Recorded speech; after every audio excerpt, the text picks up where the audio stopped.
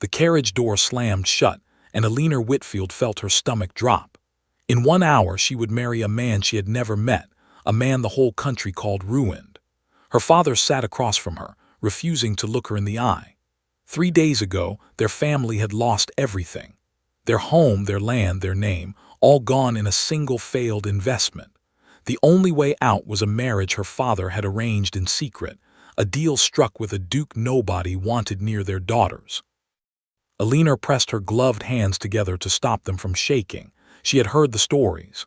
The Duke of Ravenscroft had once been the most admired man in the region, until a terrible night 3 years ago changed everything. A fire, a death, whispers of madness. Since then he had locked himself away in his estate, refusing visitors, refusing explanations. Some said he had lost his mind. Others said something darker had happened, something the family paid handsomely to keep quiet. The carriage rolled to a stop in front of a church that felt colder than the winter air outside. Alina stepped out, her legs unsteady, and saw him for the first time. He stood at the entrance, tall, still, dressed in black. His face gave nothing away.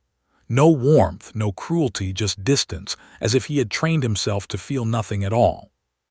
"Lady Whitfield," he said, his voice quiet but steady. He did not smile. He did not offer comfort. He simply extended his arm, waiting. Alina took it because she had no other choice. Inside the church, the ceremony moved quickly, almost rushed, as though he wanted it finished before anyone changed their mind. When the vows were spoken, his hand felt cold against hers.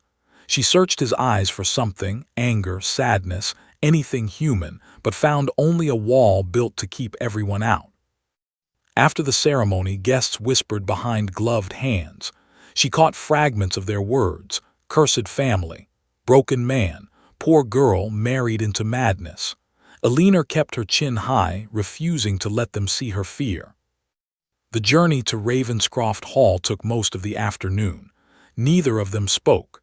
She studied him quietly, the tension in his jaw, the way his eyes flickered toward the window whenever they passed a burned patch of forest. Something about that land made him uneasy, though he said nothing. When they arrived, the estate rose before her like a shadow, grand but strangely quiet, as if the house itself were holding its breath. Servants lined the entrance, their eyes lowered, careful not to look directly at their new mistress.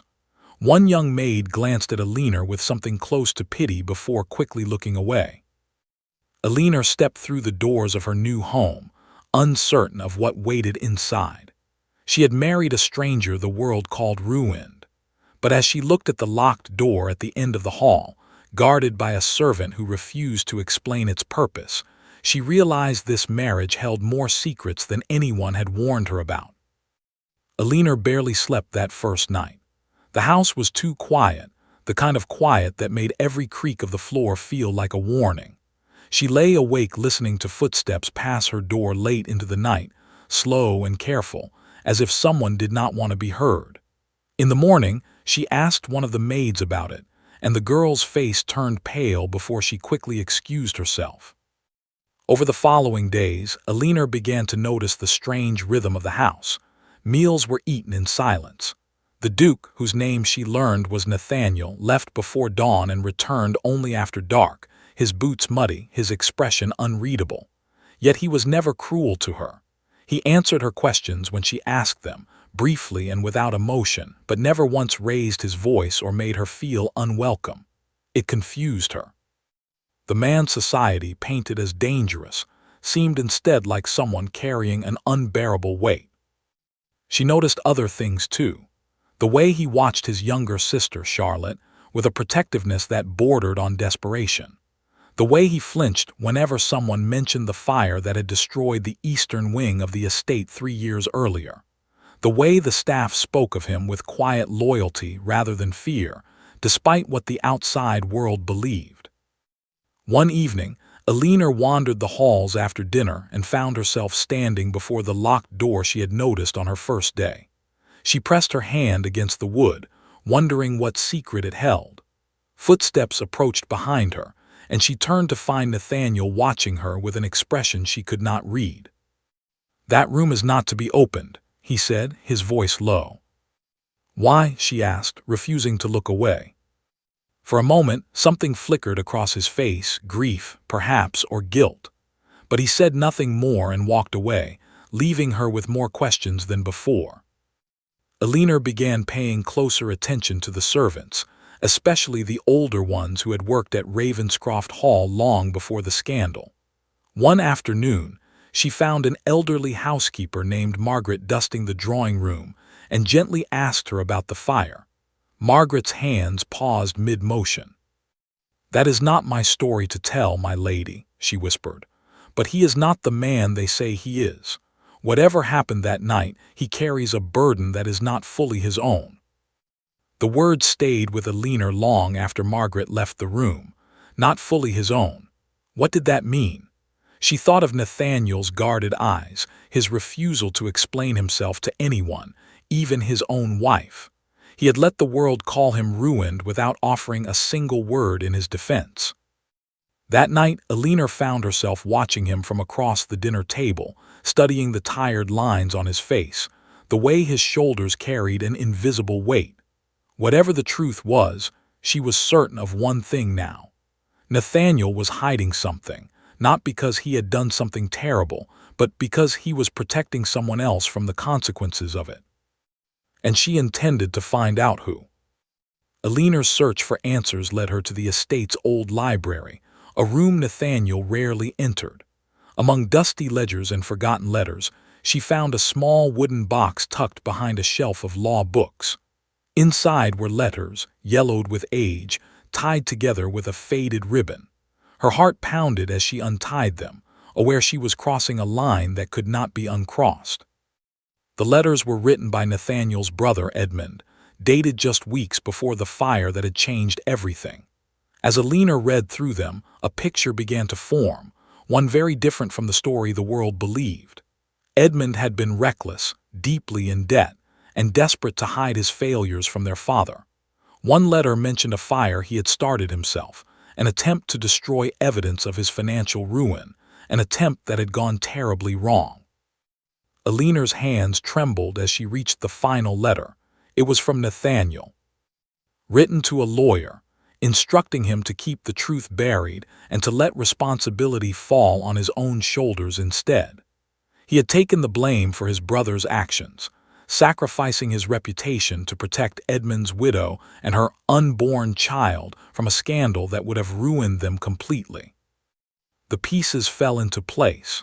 Nathaniel was not a man broken by his own guilt. He was a man who had chosen to carry someone else's guilt so that innocent people could be spared. Footsteps sounded behind her, and she turned to find Nathaniel standing in the doorway, his eyes fixed on the letters in her hands. For a long moment, neither of them spoke. "You should not have found those," he finally said, his voice tight. "Why did you do it?" Alina asked gently. "Why let everyone believe the worst about you?" Nathaniel's composure cracked just slightly. He explained everything: the fire, his brother's desperation, the choice he made in a single terrible night to protect a family that could not survive another loss. He had not expected kindness from her, only judgment.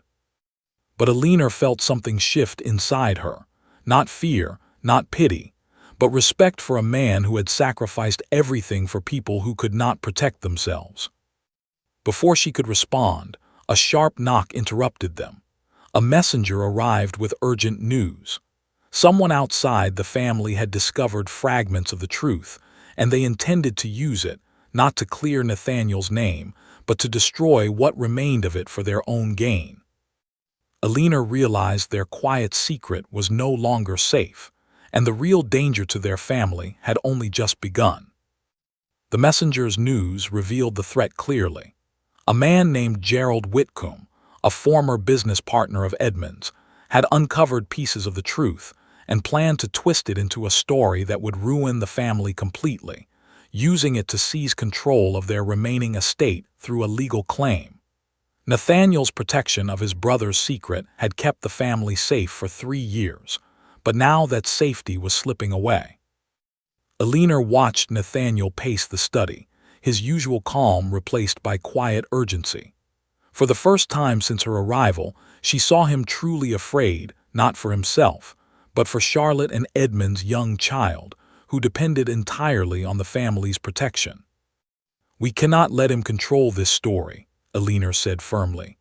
"If the truth must come out, then let it come out honestly, on our terms, not his." Nathaniel hesitated, the habit of secrecy deeply ingrained after years of silence.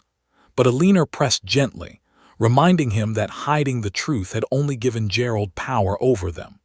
Together, they began gathering evidence: the letters, financial records, and testimony from Margaret and other loyal servants who had quietly known fragments of the truth for years. Over the following days, Elinor and Nathaniel worked side by side, their partnership growing stronger with each shared risk. She noticed a change in him, a softness returning to his voice, a warmth she had not seen since their wedding day. The distance between them slowly closed, replaced by quiet trust built through shared purpose. Gerald, sensing his plan slipping away, arranged a public gathering, intending to expose what he believed was Nathaniel's guilt in front of the entire community. It was a dangerous risk, but Nathaniel and Elinor decided to meet the challenge directly, choosing honesty over hiding. On the evening of the gathering, Elinor stood beside her husband, her hand steady in his despite the tension in the room. When Gerald began his accusations, Nathaniel did not flinch. Instead, he presented the letters himself, revealing the truth about Edmund's actions and his own choice to protect his brother's family. The room fell into stunned silence. Whispers of judgment slowly shifted into whispers of sympathy, even admiration, as the truth painted a picture of sacrifice rather than shame. Gerald's plan collapsed as his own dishonest motives came to light, and he was quietly escorted from the gathering in disgrace. Elinor felt the weight of the moment lift, not just for Nathaniel but for herself. She had entered this marriage as a stranger bound by obligation, but standing beside him now, she felt something far stronger beginning to grow. In the weeks that followed, Ravenscroft Hall slowly came back to life. The locked door was finally opened, revealing nothing more than Edmund's old belongings, kept safe out of love rather than shame. Charlotte laughed freely again, and the household staff moved through the halls with lighter steps. Nathaniel's reputation, once shattered, began to heal, not because the world forgot his sacrifice, but because they finally understood it. People who once whispered his name with suspicion now spoke of him with quiet respect, admiring a man who had chosen loyalty over pride, even at great personal cost. Elinor watched him from the garden one afternoon, the sunlight softening the tired lines that had once marked his face. He looked up and met her eyes, and for the first time, he smiled, not the practiced smile of duty, but something genuine and warm. She walked toward him, no longer the frightened bride forced into an unwanted marriage, but a woman who had chosen, freely and completely, to stand beside this man. Their marriage had begun as an arrangement built on necessity, but it had grown into something neither of them expected, a partnership built on trust, respect, and quiet, steady love. As they stood together beneath the old oak tree where Edmund's child now played nearby, Elinor realized that the truth, once feared, had become their greatest gift. It had stripped away the lies society had built around them and left behind something far more valuable, a bond forged not by circumstance, but by choice. Nathaniel took her hand gently, his voice soft as he spoke. "Thank you for seeing what everyone else missed." Elinor smiled, her heart full. "I saw you," she said simply. "That was never hard to do." And together they walked back toward the home they had rebuilt, not just in stone and memory, but in trust, understanding, and a love neither of them had expected to find.